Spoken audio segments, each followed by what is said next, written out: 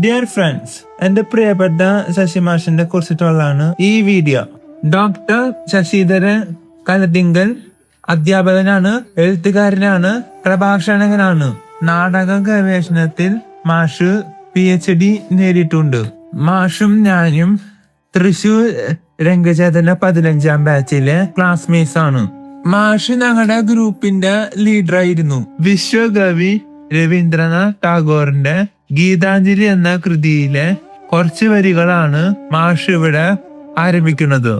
Everest എന്ന് വിശേഷിപ്പിക്കാവുന്ന ഏക മഹാകവിയാണ് മഹാകവി രവീന്ദ്രനാഥ് ടാഗോർ. ടാഗോറിന്റെ ഗീതാഞ്ജലി എന്ന വലിയ ഗ്രന്ഥമാണ് ലോക ശ്രദ്ധ പിടിച്ചു പറ്റിയിട്ടുള്ളത്.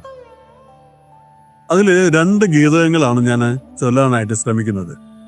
ഗീതകം എന്ന് പറഞ്ഞാൽ ഒറ്റയ്ക്ക് ഒരാശയം വരുന്നതിനെയാണ് ഗീതകം എന്ന് പറയുന്നത്. ഇവിടെ നമ്മുടെ ടാഗോറിന്റെ കാഴ്ചപ്പാടിൽ ഈശ്വരനെ ആത്മീയവും ഭൗതികവുമായി 2 തരത്തിലാണ് കാണുന്നത്. ആദ്യമായി നമ്മളെല്ലാവരും ആത്മീയമായി ഏതു തരത്തിലാണ് ഈശ്വരനെ കാണുന്നത് എന്ന് ടാഗോർ വരച്ചു കാണിക്കുന്നത് എന്ത് ശ്രദ്ധിക്കും. യാനറിവീല ഭവാന്റെ മോഹന ഗാനാലാപന ശൈലീ നിവൃതം ഞാനത് കേൾപ്പൂ സതതം നിതാന്ത വിസ്മയശാലി ഉദയഗാന പ്രകാശകലയാൽ ഉജ്വല ശോഭം ഭുവനം അലതല്ലിടുകയാണതിഗഗനം വായുവിലീശ്വരചലനം അലിയിക്കുന്നു സിരകളെ ഈ സ്വരഗംഗാ സരഭസഗമനം പാടണമെന്നുണ്ടേ രാഗത്തിൽ പാടാൻ സ്വരമില്ലല്ലോ, പറയണമെന്നുണ്ടെന്നാൽ അതിനൊരു പദം വരുന്നീലല്ലോ.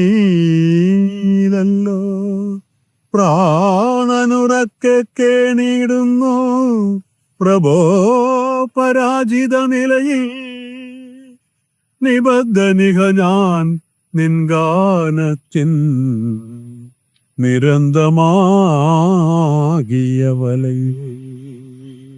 2ാമത്തെ ഗീതത്തിൽ ടാഗോർ ഈശ്വരനെ ഭൗതികമായിട്ട് എങ്ങനെയാണ് കാണുന്നത് എന്ന് നോക്കാം. ഭജനം പൂജനമാരാധനയും സാധനയും ഹേ നിർത്തുക സാധു, നിജദേവാലയമൂലയിലെന്തിനിരിക്കുന്നു നീ രുദ്ധകവാടം നിവൃതമിരുട്ടിൽ നിഗൂഢമിരുന്ന് നീ ധ്യാനിക്കും ദൈവതമെവിടെ നിലകൊൾവീല നിമീലിത ലോചനം ഒന്നു തുറക്കൂ നന്നായി നോക്കൂ. കരിനില മുഴുവൻ കർഷകരോടും വർഷം മുഴുവൻ വഴി നന്നാക്കാൻ പെരിയ കരിങ്കൽ പാറ നുറുക്കി നുറുക്കിയൊരുക്കും പണിയാളരോടും എരിവയിലെത്തും പെരുമഴയെത്തും ചേർന്നമരുന്നു ദൈവം മണ്ണാർന്നിരു കൈകളിലും കൂടെ ചെളിയിലിറങ്ങൂ കളയോ ശുഭ്രവസ്ത്രം കൊതിയോ